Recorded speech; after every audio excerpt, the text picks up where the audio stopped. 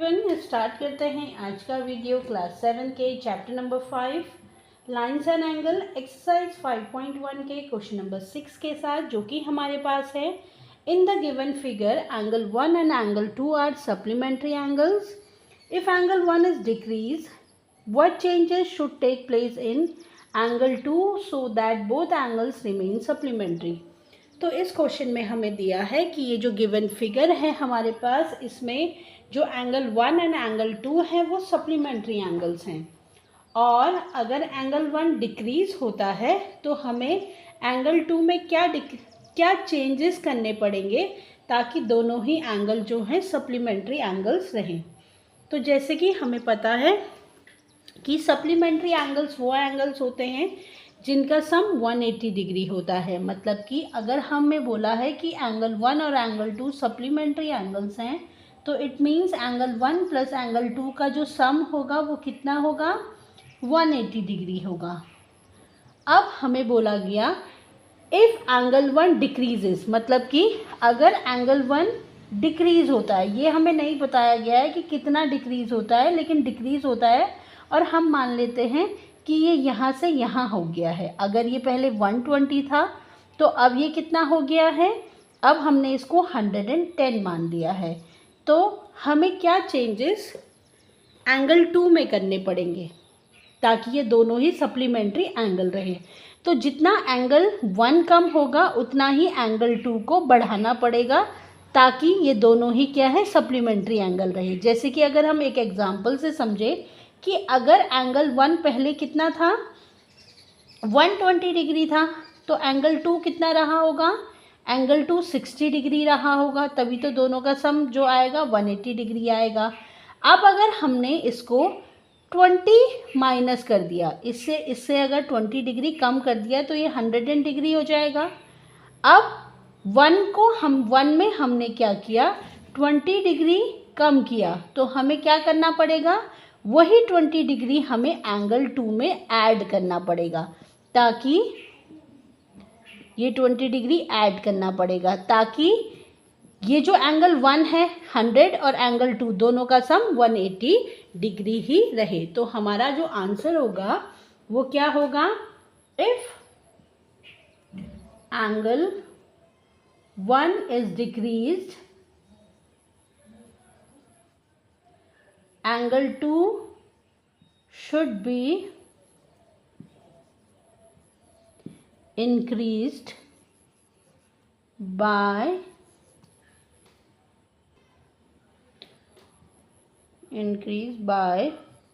the same measure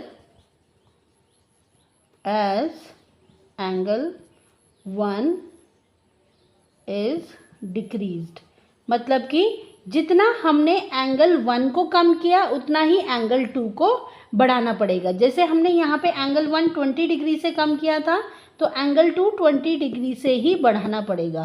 तो if angle 1 is decreased, angle 2 should be increase by the same measure as angle 1 is decrease. तो ये हो जाएगा हमारा answer.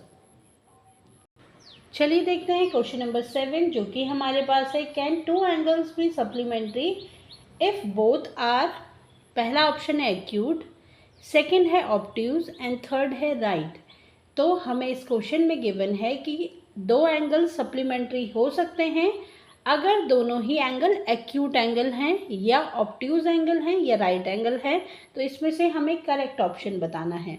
तो सप्लीमेंट्री एंगल्स वो होते हैं जिन दो एंगल्स का सम कितना होता है, 180 डिग्री होता है। तो अगर हम एक्यूट एंगल्स की बात करें तो ये 90 डिग्री से कम होता है। अगर हम माने कि 90 डिग्री से कम अगर एक 89 है और दूसरा 80 है, तो ये इन दोनों का सम 180 नहीं हो रहा है। अगर हम ऑब्ट्यूज एंगल की बात करें तो ऑब्ट्यूज एंगल 90 डिग्री से बड़े होते हैं। एक अगर 91 है, दूसरा 90 है, 98 है, क्योंकि 90 से बड़े होते हैं, तो ये भी 180 नहीं हो रहा है, 180 से ज़्यादा हो रहा है। अगर हम राइट एंगल की बात करें तो राइट एंगल में क्या होता है, 90 डिग्री के एंगल होते हैं, और 2 अगर राइट एंगल हैं तो सम कितना हो जाएगा, 180 डिग्री। तो दो एंगल्स कब सप्लीमेंट्री होंगे? अगर वो क्या है, राइट एंगल्स हैं। तो हमारा ऑप्शन होगा थर्ड वाला, राइट। चलिए देखते हैं क्वेश्चन नंबर 8 जो कि हमारे पास है। An angle is greater than 45 degree, is its complementary angle greater than 45 degree और इक्वल टू 45 डिग्री और लेस देन 45 डिग्री। इस क्वेश्चन में हमें बोला है कि एक एंगल है जो कि 45 डिग्री से बड़ा है। 45 डिग्री से बड़ा अगर हम उसको 46 डिग्री ही ले लेते हैं तो हमें बोला है कि उसका जो कॉम्प्लीमेंट एंगल होगा वो 45 डिग्री से बड़ा होगा, 45 डिग्री होगा या 45 डिग्री से कम होगा। अब अगर हम देखें कि एक एंगल जो है 45 डिग्री से बड़ा है तो हमें दूसरा कॉम्प्लीमेंट्री एंगल 45 डिग्री से बड़ा लेना होगा, छोटा लेना होगा या बराबर लेना होगा, ये हमें बताना है। मतलब कि क्या होता है, बराबर होता है या बड़ा होता है या छोटा होता है। तो हमें पता है कि कॉम्प्लीमेंट्री वो एंगल्स होते हैं जिनका सम कितना होता है, 90 डिग्री होता है। तो एक अगर 45 डिग्री है, अगर हम देखें कि जो एंगल कॉम्प्लीमेंट्री एंगल जो कि हमने क्वेश्चन पिछले क्वेश्चन में भी किया था जिसमें था कि find the angle which is equal to its complement. तो कॉम्प्लीमेंट एंगल इक्वल कौन से होते हैं, 45 डिग्री। 45 डिग्री क्या होगा, वो अपने कॉम्प्लीमेंट एंगल के इक्वल है। दोनों ही जो कॉम्प्लीमेंट एंगल हैं वो आपस में इक्वल है। तो हमें पता है 45 क्या हो गया, 90 हो गया।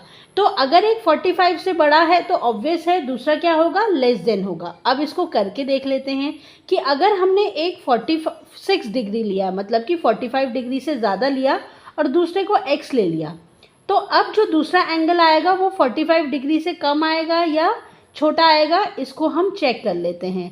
तो ये कितना आ जाएगा, 44 डिग्री। तो इसका मतलब जो दूसरा एंगल होगा, अगर एक एंगल 45 डिग्री से बड़ा है कॉम्प्लीमेंट्री एंगल, तो दूसरा क्या होगा, लेस देन 45 होगा। तो हमारा जो आंसर होगा वो होगा लेस देन 45 डिग्री, क्योंकि जो इक्वल, हमें पता है कि इक्वल कॉम्प्लीमेंट एंगल जो होते हैं वो 45 डिग्री के होते हैं, 45 डिग्री ईच। तो इसमें अगर एक 45 डिग्री से बड़ा है तो दूसरा 45 डिग्री से छोटा होगा। और ये हमने सॉल्व करके भी देख लिया कि कैसे वो 45 डिग्री से छोटा होगा। चलिए देखते हैं क्वेश्चन नंबर 9 जो कि हमारे पास है, फिल इन द ब्लैंक्स। पहला जो ब्लैंक हमारे पास गिवन है वो दिया है, if two angles are complementary then the sum of measure is. इस लाइन में हमें बोला है कि दो एंगल्स कॉम्प्लीमेंट्री हैं तो उनका सम कितना होना चाहिए, उनका सम कितना होता है, उनका सम होता है 90 डिग्री। तो हमारा आंसर होगा 90 डिग्री। नेक्स्ट पार्ट में हमें बोला है, if two angles are supplementary then the sum of their measure is. अगर दो एंगल सप्लीमेंट्री हैं तो उनके जो एंगल्स हैं उनका जो सम है वो कितना होता है, उनका सम होता है 180 डिग्री। नेक्स्ट पार्ट में हमें पूछा है, if two adjacent angles are supplementary. अगर दो एडजेसेंट एंगल सप्लीमेंट्री हैं तो वो क्या फॉर्म करते हैं। अगर हम देखें इस तरीके से, ये दो एंगल्स हैं, ये दोनों ही सप्लीमेंट्री हैं। तो सप्लीमेंट्री एंगल्स में क्या होता है, अगर ये x है ये y है तो दोनों का सम कितना होता है, दोनों का सम 180 डिग्री होता है। तो ये क्या बना लेते हैं, लीनियर पेयर एंगल फॉर्म कर लेते हैं, linear pair angles. Linear pair angle होते हैं जो एक लाइन में जो एंगल बनेंगे, हमारा स्ट्रेट लाइन में जो एंगल बनेंगे उन्हें लीनियर पेयर एंगल बोला जाता है। चलिए देखते हैं क्वेश्चन नंबर 10 जो कि हमारे पास है, in an adjoining figure name the following pair of angles. तो ये हमारे पास एडजॉइनिंग फिगर है, इसमें हमें ये 5 पार्ट्स में पेयर ऑफ एंगल्स के नेम पूछे गए हैं, वो हमें बताने हैं। पहले पार्ट में जो हमें पूछा गया है वो पूछा गया है ऑब्ट्यूज वर्टिकली अपोजिट एंगल्स। तो जैसे कि हमें पता है ऑब्ट्यूज एंगल्स कौन से होते हैं, ऑब्ट्यूज एंगल जिनका जो 90 डिग्री से बड़े और 180 डिग्री से छोटे होंगे वो एंगल्स ऑब्ट्यूज एंगल होते हैं। और वर्टिकली अपोजिट एंगल्स कौन से होते हैं, जैसे कि दो स्ट्रेट लाइन है उन्होंने आपस में इंटरसेक्ट किया। तो अगर हम बात करें ए बी सी डी और ओ, तो जो एंगल ए ओ बी है और जो दूसरा एंगल है D O C and angle D O C, ये क्या है, आपस में वर्टिकली अपोजिट एंगल्स हैं। और नेक्स्ट, और ये क्या होते हैं, वर्टिकली अपोजिट एंगल आपस में इक्वल होते हैं। देन बी ओ सी और एंगल ए ओ डी, ये क्या है, आपस में वर्टिकली अपोजिट एंगल्स हैं। अब हम देखेंगे पहले पार्ट में कि ऑब्ट्यूज वर्टिकली अपोजिट एंगल कौन से हैं, जो कि वर्टिकली अपोजिट भी हैं और ऑब्ट्यूज भी हैं, मतलब कि 90 डिग्री से बड़े भी हैं। अगर हम देखें कि वर्टिकली अपोजिट एंगल होने के लिए इसमें हमें दो स्ट्रेट लाइन दिखनी चाहिए और उसके बाद वो इंटरसेक्ट करनी चाहिए और कुछ इस तरीके के एंगल बनने चाहिए। तो अगर हम देखें ऑब्ट्यूज एंगल 90 डिग्री से बड़े भी होने चाहिए। तो अगर हम देखें ए ओ डी को, ए ओ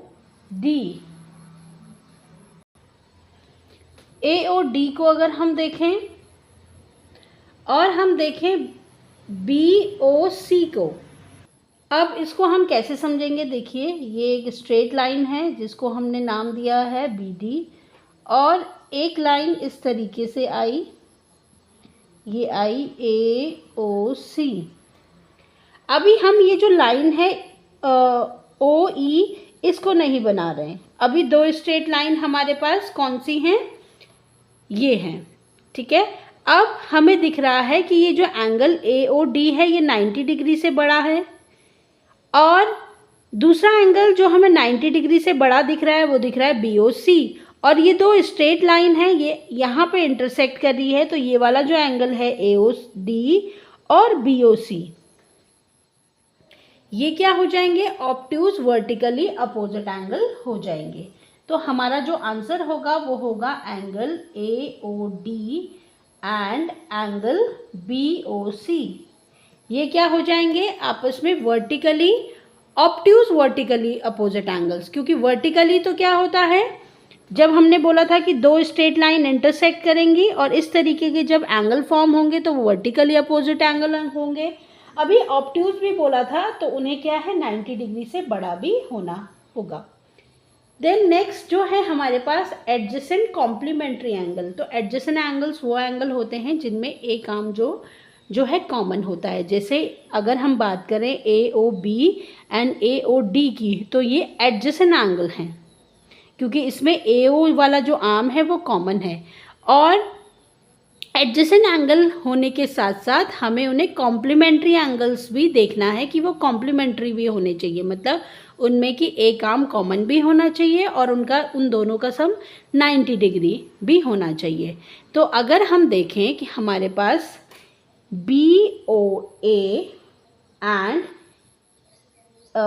ए ओ ई, ये दो जो एंगल हैं ये एडजेसेंट एंगल हैं। इनमें एक कॉमन आर्म जो है वो है ए ओ और इन दोनों का सम 90 डिग्री भी दिख रहा है क्योंकि एक स्ट्रेट लाइन है तो ये इस तरीके से फॉर्म हो रही है। तो हमारा जो आंसर होगा वो होगा angle B O A and angle A O E, ये क्या है,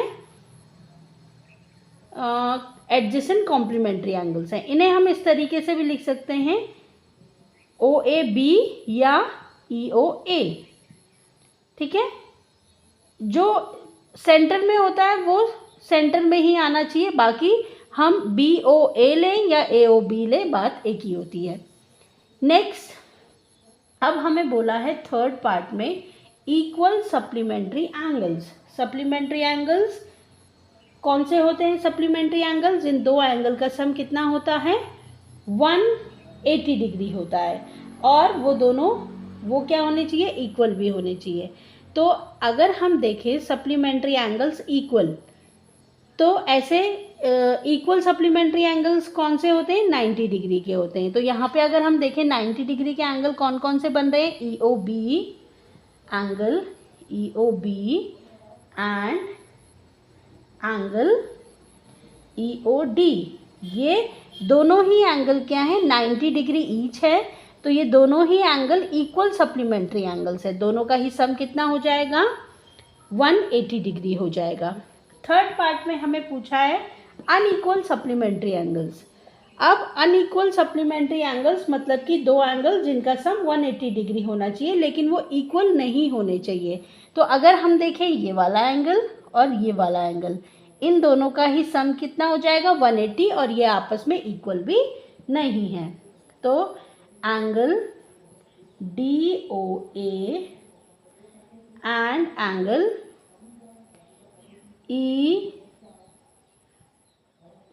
एंगल DOA एंड एंगल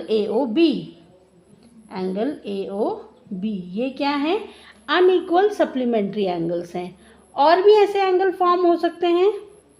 अगर हम नीचे देखें, नीचे की साइड भी अगर हम देखें तो angle BOC and angle COD, इन दोनों का सम भी कितना होगा, 180 डिग्री होगा, और ये आपस में इक्वल भी नहीं है। तो एक एंगल BOA और दूसरा DOA, इन दोनों का सम भी 180 डिग्री आ रहा है, दोनों अनइक्वल भी हैं। और BOC और COD ये भी क्या है, अनइक्वल हैं और क्या हैं, सप्लीमेंट्री भी हैं। चलिए देखते हैं फिफ्थ पार्ट में हमारे पास है adjacent angles that do not form a linear pair. अब हमें उन एंगल्स को बताना है, वो दो एंगल जिनमें वन आर्म कॉमन होगा, मतलब कि जो एडजेसेंट होंगे, और उनका सम वो लीनियर पेयर भी नहीं होने चाहिए, मतलब कि उनका जो सम है वो 180 डिग्री भी नहीं होना चाहिए। तो ऐसे एंगल्स हमें ढूंढने पड़ेंगे। एडजेसेंट एंगल के लिए हमें पता है कि उसमें एक आर्म कॉमन होनी चाहिए। तो अगर हम देखें AOB एंड AOE, इसमें एक आर्म कॉमन है OA, तो angle AOB and angle AOE एक पेयर ऑफ एडजेसेंट एंगल्स जिनका सम कितना आ रहा है, 90 डिग्री आ रहा है। AOB और AOE, इनका सम 90 डिग्री आ रहा है, ना कि ये लीनियर पेयर फॉर्म हो रहे हैं, मतलब कि एक स्ट्रेट लाइन में एंगल फॉर्म नहीं हो रहे हैं। दूसरा अगर हम देखें angle AOE and angle EOD, angle AOE और EOD ये भी क्या है, एडजेसेंट एंगल हैं। इनमें जो कॉमन आर्म है वो है OE, और ये भी लीनियर पेयर फॉर्म नहीं कर रहे हैं।